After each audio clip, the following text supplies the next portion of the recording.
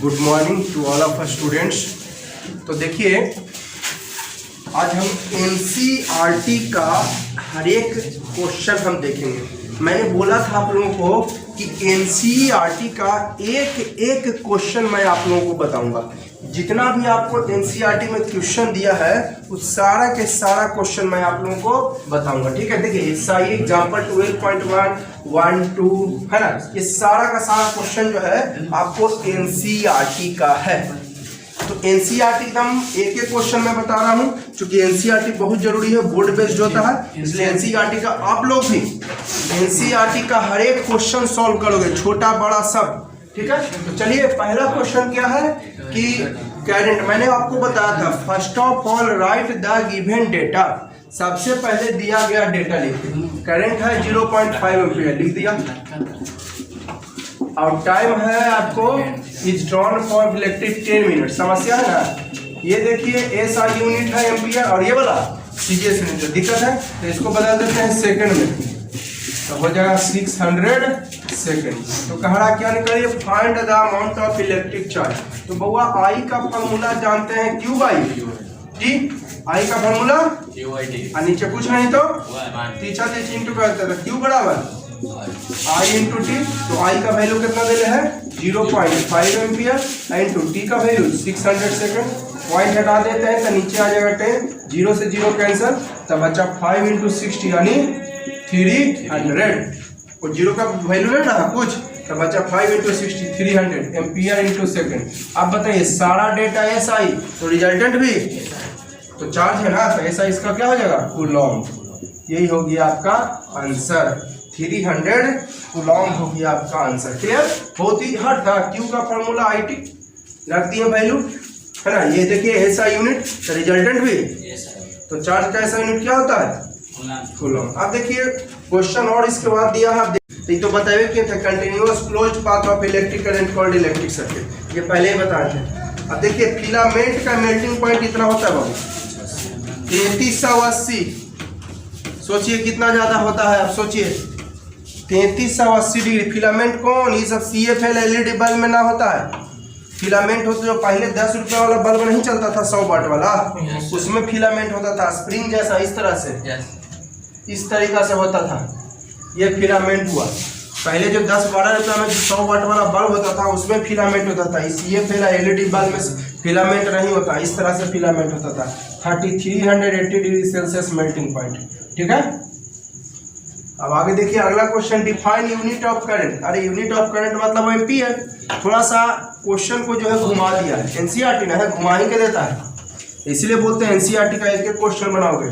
NCERT में एक type का एक ही क्वेश्चन रहेगा, लेकिन और सारे बुक में एक टाइप का एक से ज्यादा क्वेश्चन रह सकते हैं। तो एनसीईआरटी एक एक क्वेश्चन बनाओगे। Define unit of current. अब अलग आते हैं कि यूनिट ऑफ करंट अब पढ़ नहीं किए। यूनिट ऑफ करंट क्या होता है एम्पीयर, यानी डिफाइन 1 एम्पीयर। देखिए यहाँ पर एक हिंट लिख दिया, unit of current means that is ampere, that is define किसको, तो 1 एम्पीयर क्या, 1 कूलॉम्ब चार्ज 1 सेकंड में, दैट इज 1 एम्पीयर। ये तो बतावे किए थे, 1 कूलॉम्ब चार्ज 1 सेकंड में, that is called 1 ampere. Explain कर दिया मैं। ठीक है, तो क्लियर हो गई आप लोगों को। हाँ, तो अब देखिएगा एक क्वेश्चन है, बहुत अच्छा क्वेश्चन है बउआ, ये वाला आपका बहुत ही अच्छा क्वेश्चन है। क्या करें, calculate the number of electrons constituting 1 coulomb of charge. कहता है कितने नंबर ऑफ इलेक्ट्रॉन्स कैलकुलेट करना है, कितने इलेक्ट्रॉन्स होते हैं के कूलॉम्ब चार्ज में, क्या coulomb charge 1 coulomb of charge है ना। कह रहा है कि हम calculate the number of electrons, number of electrons कितने होते हैं कैलकुलेट करना है के कूलॉम्ब चार्ज में। तब कहिएगा सर कूलॉम्ब और इलेक्ट्रॉन ऐसा कोई रिलेशन है जो कूलॉम्ब और इलेक्ट्रॉन में हो, तो हाँ एक रिलेशन है बउआ, रिलेशन है कूलॉम्ब और इलेक्ट्रॉन में। Relation between coulomb and electrons में एक रिलेशन है। क्या वो रिलेशन है, अगर कूलॉम्ब और इलेक्ट्रॉन में आपको बताना है तो वो रिलेशन की आपको जानकारी चाहिए ही चाहिए। तो एक चीज आपके पास है कूलॉम्ब और इलेक्ट्रॉन में, क्या है वो, कि charge of one electron equal -1.6 into 10⁻⁻19 coulomb. तो कहेगा सर पूछ रहा तो हमको number of electrons in 1 coulomb, है ना, तो कूलम यहाँ पर आ गया इलेक्ट्रॉन्स। तो ये देखिए इलेक्ट्रॉन कूलम आया रिलेशन। अब इससे आपको निकल जाएगा, बहुत आसान हो गया। अवल वाला आते होंगे आप लोग कि sir coulomb electron number of electrons पूछता है किसमें, एक कूलम में। तो कूलम इलेक्ट्रॉन में कोई रिलेशन होना चाहिए था ना, चाहिए। चार्ज ऑफ 1 इलेक्ट्रॉन कितना, ठीक है। और नंबर निकाल रहा है तो माइनस लिखना कोई जरूरी आपको नहीं है। क्या निकाल रहा है, कैलकुलेट द नंबर। जैसे मैं पूछूं कि आपका एक पेटी में कितना number of apples in 1 bag या कार्टून, एक कार्टून में कितना सेब है, तब क्या बोलते हैं -100 सेब, -500 सेब। तो नंबर पूछे तो आपको माइनस लिखना कोई जरूरी नहीं है, ठीक है। नंबर पूछे तो आपको माइनस लिखना कोई जरूरी। चलिए अब आपको क्या कैलकुलेट करना है, आपको नंबर ऑफ इलेक्ट्रॉन्स ना। तो ऐसा करते हैं इलेक्ट्रॉन के ऊपर की या इसको ऊपर चले आते हैं, ठीक है। तो 1.6 into 10⁻⁻19 coulomb is equal to क्या इलेक्ट्रॉन हो जाएगा, 1 इलेक्ट्रॉन। उधर वाले को इधर लिख दिए, इधर वाले को उधर, कोई परेशानी। चलिए तो आप जरा देखिए के कूलम में पूछ रहा है आपको, 1 कूलम। चलिए कोई बात नहीं, इसको अगर हम ऐसे लिख दे तो कोई परेशानी है आप लोगों को। इंटू 1 लिख दिए इज इक्वल टू का इलेक्ट्रॉन। तो एक कूलम में कितना हो जाएगा 1, इधर इंटू में नहीं आएगा तो पूरा कुछ हो जाएगा -1.6 इंटू 10⁻⁻19 इलेक्ट्रॉन्स। अब इसी को सॉल्व कर दीजिए, आपका हो गया। फिर से मैं रिपीट कर रहा हूँ, क्या क्वेश्चन कह रहा है आपको, ध्यान से देखोगे।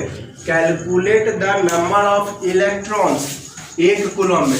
तो आपको इलेक्ट्रॉन और कूलम में कुछ चाहिए ना रिलेशन, तो ये वाला रिलेशन है, एक इलेक्ट्रॉन के चार्ज इतना होता है। अब आपको निकालना है नंबर ऑफ इलेक्ट्रॉन्स ना। तो ऐसा करते हैं, उधर वाले को इधर लिख दिया, इधर वाले को उधर, ठीक है। अभी नंबर में माइनस लिखना हालांकि कोई जरूरी। तो आप बताइए एक कूलम में ना पूछ रहा है, क्या कूलम में, एक कूलम में पूछ रहा है। इंटू 1 लिख देंगे तो कोई परेशानी है। और इधर पूरा इंटू में है जी, इधर आएगा तो क्या में, डिवाइड में। अभी पॉइंट जरा मैं हटा देता हूँ, पॉइंट हटा देता हूँ। तो पॉइंट के बाद कितना डिजिट है, 1 डिजिट है। तो ऊपर क्या जीरो चल जाएगा, 1 जीरो। तो ये हो जाएगा माइनस ऊपर लिखे चाहे नीचे लिखे कोई दिक्कत नहीं, माइनस ऊपर लिखे चाहे। तो 10/16 आई बउआ क्या करते हैं ना, इसको नीचे माइनस पावर है तो ऊपर जाएगा तो प्लस पावर, नीचे माइनस पावर है ऊपर जाएगा तो। और यहाँ पर पावर कुछ नहीं तो क्या है, यहाँ पर पावर 1 है, यहाँ पर पावर कुछ नहीं तो कितना है, तब इंटू में है तब पावर ऐड ना हो जाएगा जी। तब हो जाएगा 10 के पावर 20 या बाई 16 है ना। 10 के पावर कितना हो जाएगा 20 या बाई, जरा खिचबीच लग रहा है।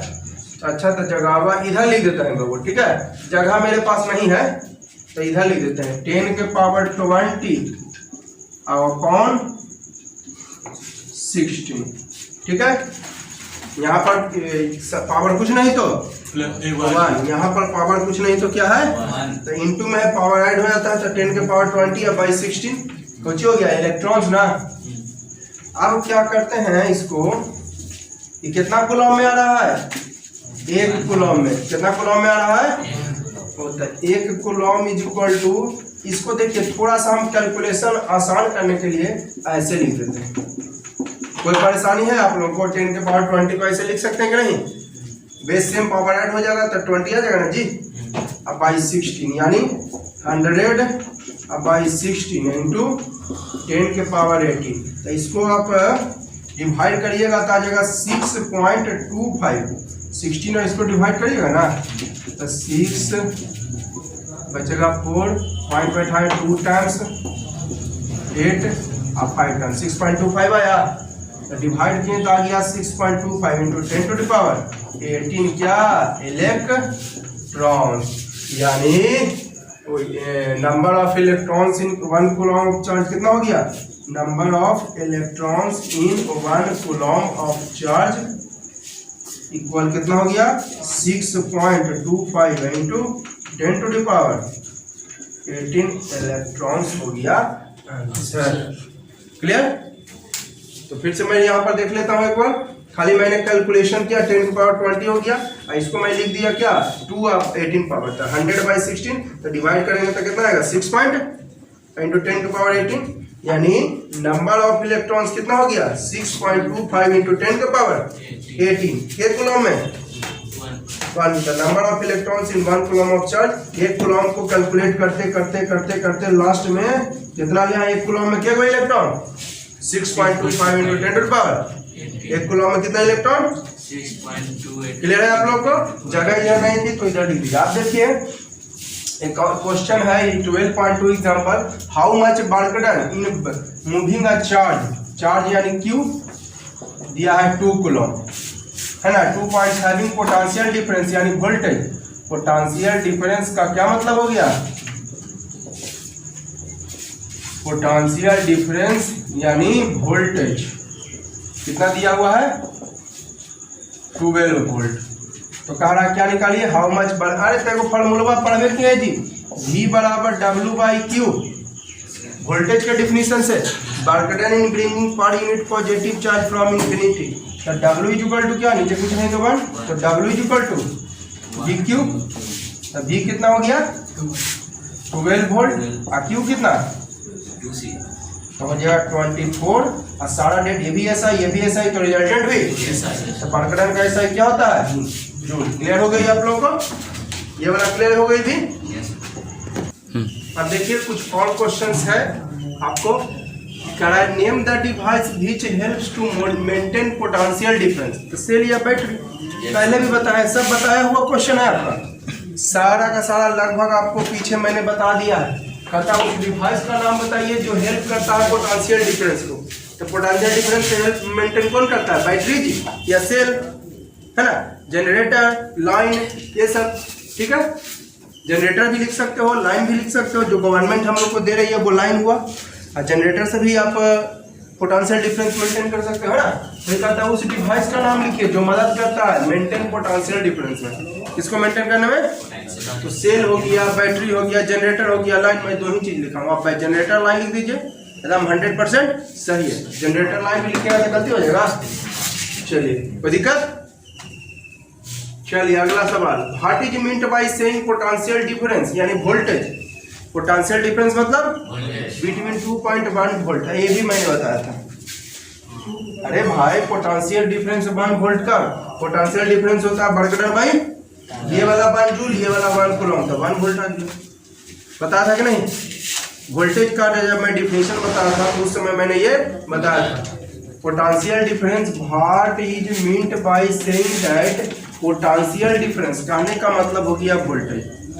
पोटेंशियल डिफरेंस कहने का क्या मतलब हो गया voltage between 2 points is 1 volt. कहता है वोल्टेज कितना 1 वोल्ट, तो 1 पोटेंशियल डिफरेंस यानी वोल्टेज 1 वोल्ट। तो वोल्टेज का formula work done by charge, तो वर्क डन भी 1 जूल और चार्ज क्या कूलम 1 कूलम। तो सारा डेटा ऐसा है, तो रिजल्टेंट भी 1 वोल्ट। वोल्ट को VOLT भी लिख सकते हैं, वोल्ट को केवल भी लिखिएगा तो भी सही है। ठीक है, आप देखिए तो यहाँ पर अगर VOLT लिख देंगे तो गलती हो जाएगा, बोलिए कंफ्यूज नहीं हो जाएगा। तो लिखे 1 joule of work is done by flowing 1 coulomb of charge from 1.1 है। अगर 1 जूल वर्क डन होता है 1 कूलम चार्ज फ्लो होने से, इसी को बोलते हैं क्या चीज। चलिए ये देखिए क्वेश्चन, इसका सोल्यूशन मैंने भी नहीं लिखा है। हाउ मच एनर्जी, अब वाला आ जाएगा sir energy. Energy means work done, मैंने बताया था ना बाबू पिछला वीडियो में मैंने आपको न्यूमेरिकल भी दिया था, उसमें था एनर्जी। एनर्जी का मतलब वर्क डन, तो वाला आइएगा नहीं, एनर्जी मीन्स वर्क डन यानी W इज इक्वल टू वाट, यही निकालना है। हाउ मच एनर्जी कह रहा है तो देख के वाला कैसा एनर्जी का हम फॉर्मूले नहीं जानते हैं। अरे जो आप वर्क करते हो वही आपका एनर्जी में कन्वर्ट होती है, that is work done is equal to energy. Work done is equal to है ना, कोई भी एनर्जी हो सकता है, हीट एनर्जी हो सकता है, magnetic energy, kinetic energy, potential energy है ना, कोई भी एनर्जी हो सकता है। तो वर्क एनर्जी निकालना यानी वर्क डन। ईच कूलम, अच्छा ईच कूलम है, ईच कूलम मतलब क्या हुआ? एक कूलम। हाँ, each coulomb means 1 coulomb, that is charge हो गया क्यू। क्यू मतलब चार्ज, क्यू मतलब चार्ज। चलो लिख देता हूँ पूरा, दैट इज चार्ज यानी Q equal to 1 coulomb. Clear? Doubt है? एनर्जी निकालने कह रहा है, ईच कूलम लिख ले। ये स्पष्ट नहीं लिखा है 1 कूलम, 1 कूलम स्पष्ट नहीं लिखा है, लिख दिया क्या? Each coulomb. ठीक है, तो ईच कूलम का मतलब कितना कूलम हो गया? यानी चार्ज हो गया। कूलम किसका यूनिट है? चार्ज। कैसे पकड़ लेते हैं कि चार्ज हुआ? कूलम से हमने पकड़ा कि चार्ज हुआ, क्योंकि coulomb used for charge. Coulomb किसके लिए यूज होता है? है ना, चार्ज का यूनिट कूलम होता है। आगे देखिए, passing through 6 volt of battery. अच्छा, वोल्टेज कितना दिया हुआ है? 6 वोल्ट वोल्टेज। तो एनर्जी यानी वर्क डन निकालना था। क्या फॉर्मूला जानते हैं? V Q, W equal to V Q. तो वी की जगह 6 वोल्ट इंटू 1 कूलम। तो सारा डेटा ऐसा ही, तो रिजल्टेंट भी यानी 6 जूल हो जाएगा आंसर। ठीक है, फिर से मैं रिपीट कर रहा हूँ, डब्ल्यू वर्क डन निकालना था ना जी, हाउ मच एनर्जी यानी वर्क डन। फॉर्मूला क्या जानते हैं? वी क्यू, स्मॉल क्यू लिखिए चाहे कैपिटल क्यू, कोई दिक्कत नहीं है। स्मॉल क्यू लिखा जाए या कैपिटल क्यू लिखा जाए, आपको कोई परेशानी नहीं। तो W equal to V Q, तो वी की जगह कितना? 6 वोल्ट, और क्यू की जगह 1 कूलम। तो 6 इंटू 6 1 हो गया 6। ये भी ऐसा यूनिट, ये भी ऐसा यूनिट, तो रिजल्टेंट भी। वर्क डन का ऐसा यूनिट क्या होता है? यानी एनर्जी के जूल हो गया 6 जूल। वर्क डन 6 जूल यानी एनर्जी। अब देखिए 12.3 question, how much current will an electric bulb draw from 220। ए का पहले मैं सॉल्यूशन करता हूँ। 2 क्वेश्चन दिया है 12.3 में, एक ए और एक बी। तो पहले मैं ए बना रहा हूँ। हाउ मच करंट, अच्छा I is equal to what, current यानी I equal what, electric bulb from 220 volt. अच्छा, वोल्टेज दिया है 220। हम अपना मन से कह रहे हैं सी एंड राइट, सी एंड देखते हैं और देख के क्या करते हैं? बना देते हैं, उतार देते हैं। देखते हैं और देख के क्या करते हैं? बना। तो देखिए ना कर रहे हैं जी, हाउ मच करंट यानी आई निकालना है, but B line electric bulb draw from 220 volt source यानी वोल्टेज 220। और रेजिस्टेंस कितना दिया हुआ है? रेजिस्टेंस होगा 1200 ओम। तो निकालना क्या होगा? आई, है ना, क्या निकालना है? तो देखिए आई निकालना है, मैंने आपको बताया था, first of all write the given data in the question. जो क्वेश्चन में जो डेटा दिया है सबसे पहले उसको लिखिए। तो क्वेश्चन में क्या क्या डेटा था? करंट था, वोल्टेज था और रेजिस्टेंस था। तो करंट हमने रख दिया था। देखिए आई भी और आर में आपके पास कोई फॉर्मूला है? हाँ, ओम्स लॉ। ये I is equal to V by R. मेरे पास फॉर्मूला है I is equal to V by. ध्यान दीजिएगा, आपको आई भी आर में फॉर्मूला बना इक्वल टू वी। वी के जगह कितना? 220 वोल्ट। अब आई आर के जगह 0 से 0 कैंसल, और 2 से 11 टाइम्स और 2 से 60 टाइम्स, यानी 11/60। ये भी ऐसा यूनिट, ये भी ऐसा यूनिट, तो रिजल्टेंट हुई। चलिए एक आंसर तो हमको ए का मिल गया। ठीक है, फॉर्मूला कुछ नहीं किया, फॉर्मूला लगा दिए I equal to V by R. तो वी की जगह रख दिए, तो 0 से 0 2 से 11 2 से 60, तो ये 11/60। ये भी ऐसा यूनिट, ये भी ऐसा यूनिट, तो रिजल्टेंट भी। तो करंट का ऐसा यूनिट क्या होता है? एम्पियर। ये हो गया आपका आंसर। बी क्या है? How much current of electric bulb, electric heater है 220 वोल्ट। अब कह रहा है बी में वही क्वेश्चन है और का, हाउ मच करंट यानी I is equal to what, b line electric heater, voltage है 220 और रेजिस्टेंस कितना है 100 ओम। अरे तो वही एकदम सेम टू सेम क्वेश्चन है। बी में क्या है? करंट, हाउ मच करंट निकालना, I equal to what, heater drop voltage 220 volt, voltage 220, I फिर रेजिस्टेंस 100 ओम। तो लगाइए फॉर्मूला, आई का क्या होता है? We by are. आई का फॉर्मूला, तो वी का जगह कितना दिया हुआ है 220, अब आई आर का जगह तो 0 से 0 कैंसल, यानी हो जाएगा 2.2 ये भी ऐसा यूनिट, ये भी ऐसा यूनिट, तो रिजल्टेंट भी। तो करंट का ऐसा यूनिट क्या होता है? एम्पियर। करंट का आपका ऐसा यूनिट होता है एम्पियर। ठीक है, इन्हीं को कोई डाउट हो तो आप कमेंट कर सकते हो। ठीक है, अब देखिए कुछ और मैंने क्वेश्चन दिया, एग्जांपल 12.4 इधर और इधर 12.5। देखिए क्या बड़ा आसान क्वेश्चन है। 12.4 तो बहुत इजी है जी, उसमें थोड़ा सा कैलकुलेशन है केवल।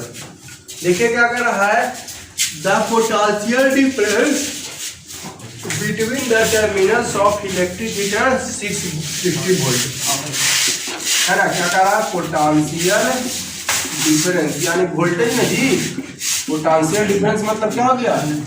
वोल्टेज दिया हुआ है 60 वोल्ट, कितना वोल्ट? और when it draws current 4 ampere, जब करंट कितना है? 4 एम्पियर, जब करंट आपका है 4 एम्पियर। ठीक है, तो what current draw if potential difference is 120। अरे ये तो बिना सॉल्यूशनों के लिए बता देंगे जी। तो देखिए 60 वोल्ट था, देखिए डायरेक्ट क्या बताते हैं, अल्टरनेट इधर मैं लिख देता हूँ, सॉल्यूशन करता हूँ। 60 वोल्ट था, इधर मैं वोल्टेज लिखता हूँ, इधर मैं करंट लिखता हूँ। ठीक है, वोल्टेज था 60 तो करंट था क्या एम्पियर? है। ध्यान से देखिएगा, potential difference between the terminals of an electric heater 60 volt, when it draws current 4 ampere. 60 volt है तब उसका करंट कितना है? 4 एम्पियर। अब कह रही है what the current will the heater draws potential difference is increased to, मतलब बढ़कर कितना हो गया? 120 वोल्ट, डबल था ये वाला भी आंसर हो गया। तो 120 वोल्ट में करंट कितना? कब का है करंट निकाले? What current will the heater if potential difference is increase, मतलब बढ़कर 120 होता है। जब 60 वोल्ट था तो 4 एम्पियर, 60 वोल्ट था तो कितना एम्पियर?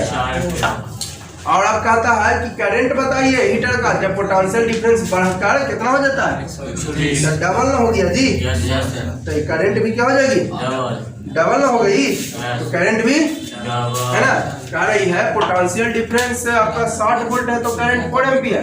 आप करंट बताइए जब पोटेंशियल डिफरेंस बढ़कर कितना हो जाता है? तो 60 से 120 डबल हो गया। तो ये वाला भी ओम्स लॉ से current is directly proportional to voltage, है ना, या voltage is directly proportional to, voltage बढ़ेगी करंट बढ़ेगी, वोल्टेज कमी करंट पढ़े तो ना ओम्स लॉ में, भी डायरेक्टली प्रोपोर्शनल आई।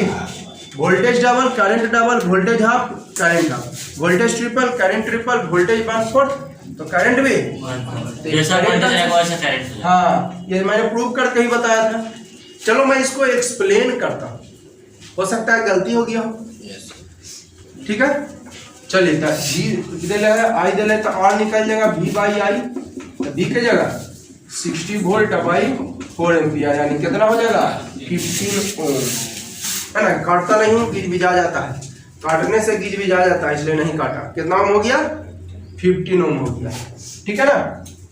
चलिए अब क्या कर रही है, आप बताइए। रेजिस्टेंस तो कांस्टेंट होगा बुआ, रेजिस्टेंस इज कांस्टेंट, है ना, अकॉर्डिंग टू ओम्स लॉ। इसका मतलब हुआ शॉर्ट में लेके according to Ohm's law, a according to Ohm's law. चलिए अब क्या कह रहा है कि current now I equal what? I equal resistance तो कांस्टेंट है, अब वोल्टेज कितना है? 120। तो क्या कह रहा है निकालने? आई ना, तो आई इक्वल टू होता हो जाएगा V बाई आर, तो V की जगह 120 और आर की जगह कितना हो जाएगा? 8। तो सारा एवीएसन यूनिट, तो करंट का यूनिट क्या हो जाएगा? देखिए आया, यहाँ पर डायरेक्ट निकल गया ये अल्टरनेट। तो current in 120 volt is equal to 8 ampere. यहाँ पर मैंने डायरेक्ट निकाल दिया और यहाँ पर लंबा चौड़ा लिफाफा करने गया। ठीक है, कोई डाउट? रेजिस्टेंस कांस्टेंट होगा अकॉर्डिंग टू ओम्स लॉ, तो आई निकाल दिए V बाई आर, V की जगह 120 है, रेजिस्टेंस से तो 8 एम्पियर। ठीक है, अब देखिएगा example 12.5। Resistance of metal wire of length 1 metre. देखिए लेंथ दिया पर कुछ नहीं, first of all write the given data. सबसे पहले जो डेटा दिया उसको हम लिख देते हैं। तो क्या कह रहा है, resistance of metal wire length 1 metre is के ओम 26, यानी रेजिस्टेंस कितना ओम दिया हुआ है 26 ओम।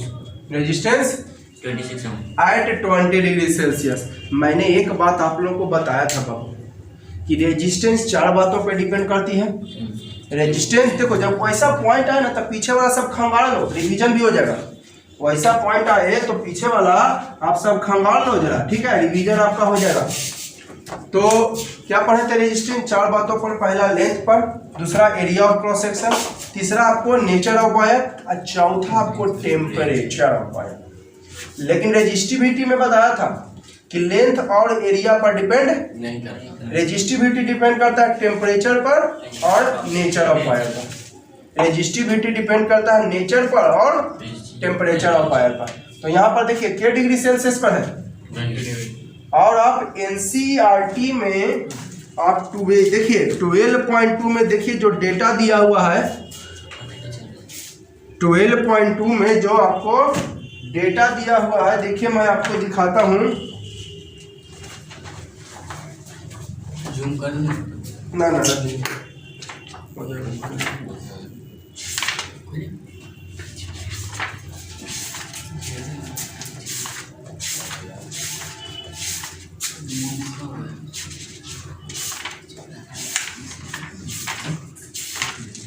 मैं आपको डेटा दिखा रहा हूँ, देखिएगा। ये जो डेटा दिया हुआ है, ये जो डेटा दिया आप ध्यान से देखिए 20 डिग्री सेल्सियस पे जितना भी ये रेजिस्टिविटी दिया हुआ, इलेक्ट्रिकल रेजिस्टिविटी ऑफ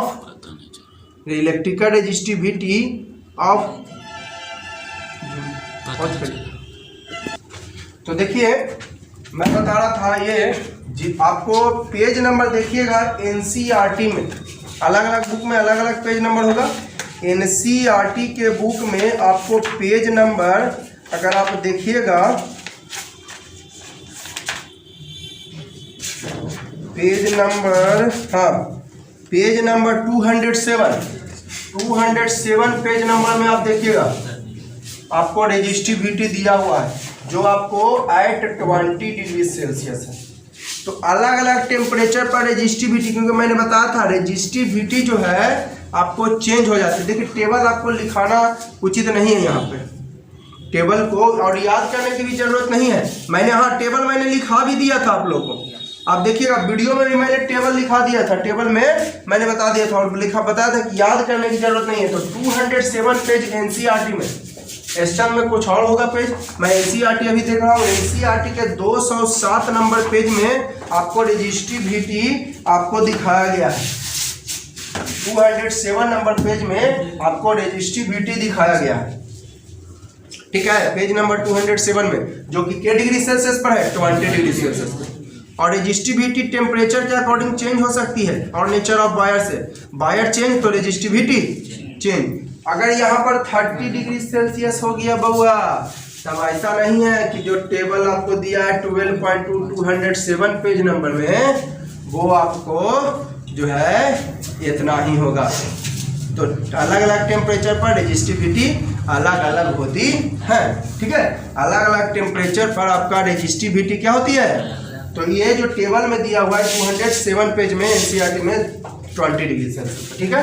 तो चलिए देखिए रेजिस्टेंस दिया 20 डिग्री और रेजिस्टिविटी ये सब के फॉर्मूला में हालांकि टेम्परेचर का कोई काम नहीं, आपको बता दिया कि 20 डिग्री सेल्सियस पे जो आपको 207 पेज नंबर में दिया है, ये जो मैंने डेटा दिया गया है क्या डिग्री सेल्सियस पे जो 207 पेज में दिया है, ऐसा नहीं कि आप दूसरा डेटा आप यूज कर लीजिएगा, इसलिए टेम्परेचर, हालांकि टेम्परेचर फॉर्मूला में कोई टेम्परेचर का काम, हाँ वो आपको डेटा दिया रहेगा और उसको आपको याद करने की जरूरत नहीं है। चलिए if diameter of wire, diameter of wire बहुआ था, वायर होता है, जरा गौर कीजिए, ये वायर है, वायर जो होता है यहाँ पर कैसा से सर्कुलर होता है, वायर कैसा होता है सर्कुलर होता है। तो डायमीटर ऑफ वायर 0.3 है ना, 0.3 3 मिलीमीटर। डायमीटर ऑफ वायर जो है आपका 0.3 मिलीमीटर है। तो यहाँ पर जो इस करंट इंटर करता है इस सर्कुलर एरिया से ना, मैंने बताया था यहाँ पर एरिया में किस तरह का एरिया आता है, सर्कुलर एरिया। तो ठीक है, अब एरिया का फॉर्मूला होता है पाई आर। तो ऐसा करते हैं ना, पहले इसका रेडियस निकाल लेते हैं। पहले क्या निकाल लेते हैं, रेडियस। तो रेडियस हो जाता है डायमीटर बाई 2, तो 0.3 मिलीमीटर बाई 2, तो ये हो जाएगा आपको 0.15 मिलीमीटर रेडियस। ठीक है, अब हम इसको समस्या है, ये देखिए एसआई यूनिट और ये क्या है, एसआई यूनिट नहीं है, तो इसको एसआई यूनिट में बदल देते हैं। तो एसआई यूनिट में बदलने के लिए मिली माने होता है, बताए थे 10 के पावर -3। जो नहीं जानते हैं तो जान लीजिए, मिली मीन्स होता है 10 टू द पावर -3। ये प्रीफिक्स है जी। जैसे देखिए मैं लिखता हूँ मिलीमीटर, मिली, तब मिली माने 10 के पावर -3, अब मीटर, मीटर है तो मीटर लिख दिए। मिलीग्राम, मिली, तो मिली का मतलब हो गया 10 का पावर -3, और ग्राम है तो ग्राम लिख दिए बस। तो मिली का मतलब समझ गए, तो इतना हो जाएगा। मिली का मतलब 10 के पावर -3, और मीटर है तो मीटर लिख दिए। अब ऐसा यूनिट हो गया, क्लियर। अब आपका क्या हो गया, एसआई यूनिट हो गया, क्लियर। तो मिली का मतलब आप लोग समझ गए, मिली जहां पे रहे 10 के पावर -3, तो यहाँ पर मिली था 0.15 मिली था, तो 0.15। अब मिली मतलब होता है कुछ नहीं तो इंटू का साइन 10 के पावर -3, अब मीटर है तो मीटर लिख दिए। तो ये आपका निकल गया रेडियस।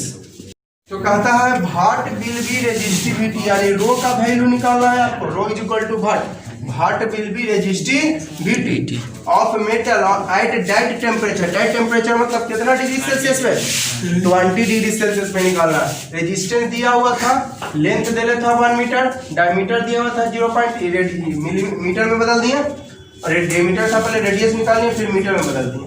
तो कहता है भाट विल बी रेजिस्टिविटी, ये हो गया रेजिस्टिविटी भाट, है ना, एट दैट टेम्परेचर वाले क्या डिग्री सेल्सियस पे, क्योंकि डेटा जो भी आपको दिया हुआ है आपको एनसीईआरटी में या किसी भी बुक में 20 डिग्री सेल्सियस पे, जो भी 10th क्लास का बुक है साइंस का, वो सब में 20 डिग्री सेल्सियस पे डेटा है।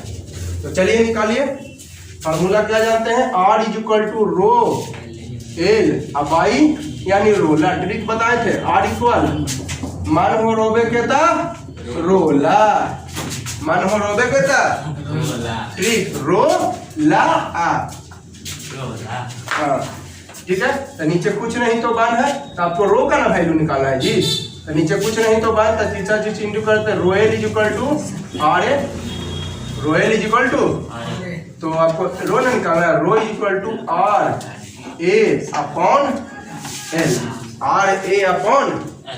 चलिए तो आप सारा डेटा ऐसा ही, तो रिजल्टेंट भी, तो रो निकालेंगे तो ओम में मीटर आएगा, रो निकालेंगे तो ऐसा यूनिट क्या होता है इसका, चलो देख लेता हूँ। आर के जगह 26 इंटू ए क्या हो गया, ए यहाँ पर हुआ, ए जो हो गया वो हो गया एरिया ऑफ सर्कल। मैंने बताया था क्योंकि करंट जो इसमें इंटर करता है वो आपका सर्कुलर एरिया से, करंट इंटर करता है कौन एरिया से, तो ए हो गया आपका एरिया ऑफ सर्कल। क्या होता है, पाई आर स्क्वायर, पाई आर। तो पाई का वैल्यू कितना दिया हुआ है, जरा कितना होता है, 22/7।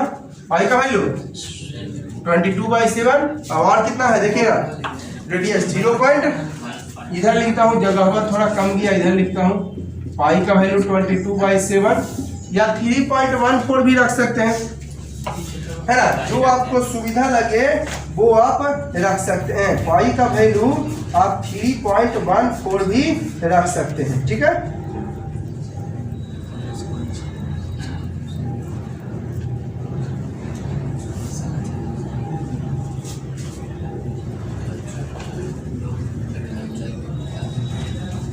तो देखिएगा ऐसा करता हूँ ना, पाई का वैल्यू 3.14 ही रखते हैं, सुविधा होगा। सारा लगता है पॉइंट में ना जी, सारा का सारा पॉइंट में, तो 3.14 ही रखा। आप 22/7 रखना, आप रखिए, आपको कोई बोलने वाला नहीं, कोई नहीं बोलेगा कि 22/7 का रख दिया या 3.14। आवाज की जगह 0.15 इंटू 10 के पावर -3, 0.15 इंटू 10 के पावर -3 मीटर। स्क्वायर न है क्या है यहाँ पे, स्क्वायर। तो स्क्वायर है तो दो बार ना लिखा जाएगा, इंटू 0.15 इंटू 10⁻³ मीटर। तब इंटू कर लीजिए जरा, मैंने बताया था इंटू करने का तरीका, सारा पॉइंट को एक जगह, सारा पॉइंट को एक जगह, ठीक है, सारा पॉइंट को एक जगह, यानी पॉइंट ये देखिए, सारा नंबर वाला को पॉइंट वाला को एक जगह रख देते हैं, और सारा पावर वाला को एक जगह, 10 के पावर -3 इंटू 10 के पावर -3 है ना, 10 के पावर -3 इंटू 10 के पावर, अब मीटर क्या हुआ है जी, 2 को ना, तो हो जाएगा मीटर स्क्वायर।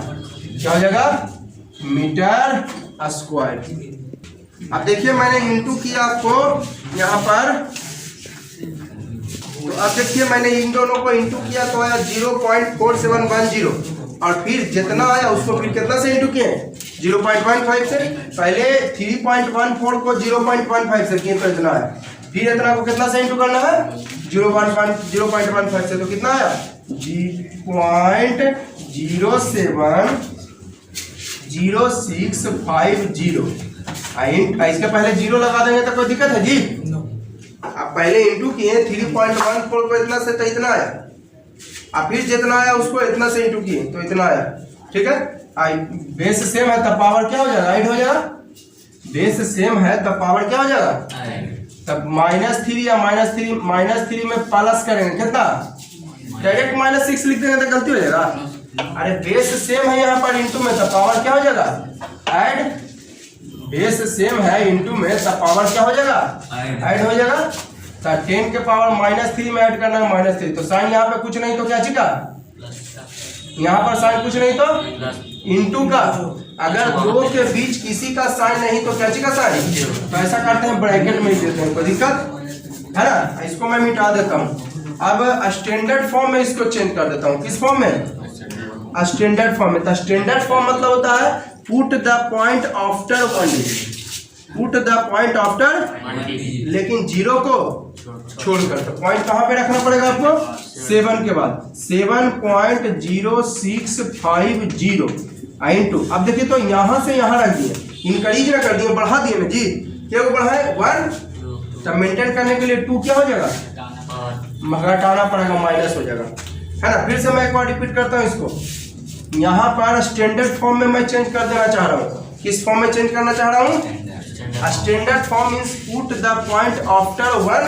डिजिट, पॉइंट रखना है आपको कितना डिजिट के बाद, लेकिन 0 को छोड़कर, तो पॉइंट 0 के बाद, E0 के बाद, 6 के बाद कि 7 के बाद, तो 7.0650 हो जाएगा।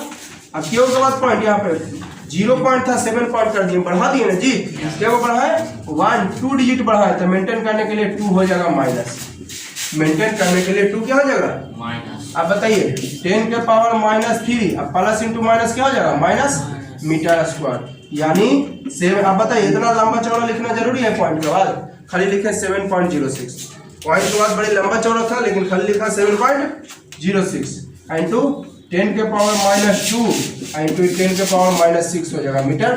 फिर बेस सेम है तो पावर ऐड हो जाएगा, तो डायरेक्ट ऐड कर देता हूँ, तो 7.06 इंटू 10 के पावर हो जाएगा -8 मीटर स्क्वायर, ठीक है। ये क्लियर हो गया। तो मैं इधर एरिया आपको निकाल दिया, अब रख दीजिए एरिया कितना आया 7.06 इंटू 10 के पावर -8 मीटर स्क्वायर, 7.06 इंटू 10 के पावर -8, देखिए थोड़ा इधर करके लिख रहा हूँ, आ रहा है 2600, एरिया है 7.06 इंटू 10 के पावर -8 मीटर स्क्वायर। अब बाई एल कितना दिया हुआ है, देखिए यहाँ पे 1 मीटर, तो 1 मीटर कट जाएगा, तब बचा ओम और बचा मीटर, बचा ओम और बचा क्या चीज। अब क्या करेंगे, ये दोनों को इंटू कर देंगे, ये दोनों को इंटू कर देंगे, तो इंटू करते हैं। अब देखिए ये दोनों को मैंने इंटू किया, तो इंटू किया तो इतना क्या के बाद पॉइंट रखना 1 2 ना, तो इधर से 2 डिजिट के बाद किधर से ना, तो यहाँ पर पॉइंट हो जाएगा 183.5 5 6 into 10 to the power minus 8 ohm बचा और मीटर बचा। ओम बचा और क्या बचा? अब मैं इसको मिटा देता हूँ। अब इसको भी मैं स्टैंडर्ड फॉर्म में चेंज कर देता हूँ। किस फॉर्म में? स्टैंडर्ड फॉर्म में चेंज करने के लिए पुट द पॉइंट आफ्टर के डिजिट। तो पॉइंट कहाँ रखना है आपको? 1 के बाद ना। तो 1.83 1.56 क्या को पीछे किए जी? 1 2। देखिए ध्यान दीजिएगा, 183 था, 1 पॉइंट कर दिए। 183 को आपने क्या कर दिया? तो के को पीछे किए 1 2 ना। तो मेंटेन करने के लिए 2 को कम कर दिए यहाँ पे। तो मेंटेन करने के लिए 2 क्या करना पड़ेगा? प्लस। तो 10 के पावर 2 अब प्लस लिखना जरूरी है यहाँ पे। 183 से 1 पॉइंट कर दिए यानी कम कर दिया। तो मेंटेन करने के लिए प्लस। तो क्या को कम किए? 1 2 तो 2 को प्लस कर दिया। यहाँ पर प्लस लिखना जरूरी। इंटू 10 के पावर माइनस 8 ओम मीटर। तो ऐसा करिए, देखिए इसको आप ऐसे भी लिखिएगा। एक देखिए पॉइंट के बाद जब ढेर सारा ना है तो क्या करते हैं, एक और डिजिट वाला लिख देता है, आए वो इसको बढ़ा के लिख देता है, उससे कोई दिक्कत। खाली आप पेटे थी ऐसे भी पॉइंट के बाद 1 2 को ना मैच करे ना तो कोई दिक्कत कोई परेशानी आपको नहीं है। आपको अगर पॉइंट के बाद 1 2 को ना मिले तो कोई दिक्कत आपको नहीं है। अगर पॉइंट के बाद ध्यान रहे 1 2 को 8 3 के 8 4 लिख दिए, कोई परेशानी नहीं। 8 3 को क्या लिख दिए? काहे लिख दिए? कहा कि आगे भी इसका डिजिट है। अब बताइए बेस सेम है तो पावर यहाँ पे क्या हो जाएगा? तो 10 के पावर 2 में ऐड करेंगे कितना? 8 की माइनस 8 ऐड करें माइनस 8 और यहाँ पर साइन कुछ नहीं तो कौन का साइन? इंटू ओम मीटर यानी 1.84 इंटू 10 के पावर 2 अब प्लस इंटू माइनस माइनस यानी 1.84 इंटू 10 के पावर माइनस 6 ओम मीटर। ये हो गया आपका आंसर। एक आंसर हो गया आपको, है ना? एक आंसर हो गया। ठीक है, व्हाट इज रेजिस्टिविटी? कहाँ गया? हाँ रेजिस्टिविटी निकाल दिए। आगे एक और इसमें यूजिंग टेबल 12.2 आप एनसीईआरटी में देखिएगा, कहता है एनसीईआरटी का क्वेश्चन है। तो एनसीईआरटी का टेबल 12.2 देखिएगा कि एशियन का कि आपका एनसीईआरटी का आप एनसीईआरटी से बना रहे हैं तो एनसीईआरटी का ना 12.2 टेबल देखिएगा। एशियन का देखिएगा कि आपका एम का अलग अलग बुक का देखिएगा। एनसीईआरटी तक using 12.2 predict the material of wire. Predict the material of wire. सही, मटेरियल ऑफ वायर ना पूछ रहा है जी, मटेरियल ऑफ वायर। तो एनसीईआरटी में देखिएगा, मैं एनसीईआरटी देख के याद करने की जरूरत नहीं है, तो मैं एनसीईआरटी का बुक देख के आंसर बता रहा हूँ। चूंकि एकदम देखिए स्पष्ट लिख दिया यूजिंग टेबल 12.2। टेबल 12.2 यूज करके आपको मटेरियल ऑफ वायर बताना है। मटेरियल ऑफ वायर मतलब एल्युमिनियम है कि कॉपर है कि सिल्वर है। तो टेबल 12.2 देख रहा हूँ, 1.84 इंटू 10 के पावर माइनस 6 किसका है? मैं टेबल देख के बता रहा हूँ, ऐसे नहीं बता रहा हूँ क्योंकि स्पष्ट कह दिया क्वेश्चन। तो 1.84 इंटू 10 के पावर माइनस 6 आपको मैंगनीज का है जी। किसका है? मैंगनीज का है। 1.84 इंटू 10 के पावर माइनस 6 मैंगनीज का है। तो nature of wire, material of wire is manganese. क्या है? Manganese. Nature of wire, material of wire कहने का मतलब नेचर ऑफ वायर क्या चीज है? तो मैंगनीज है नेचर ऑफ वायर। टेबल 12.2 मैंने देख के बताया कि क्या चीज वायर है? तो मैंगनीज वायर है।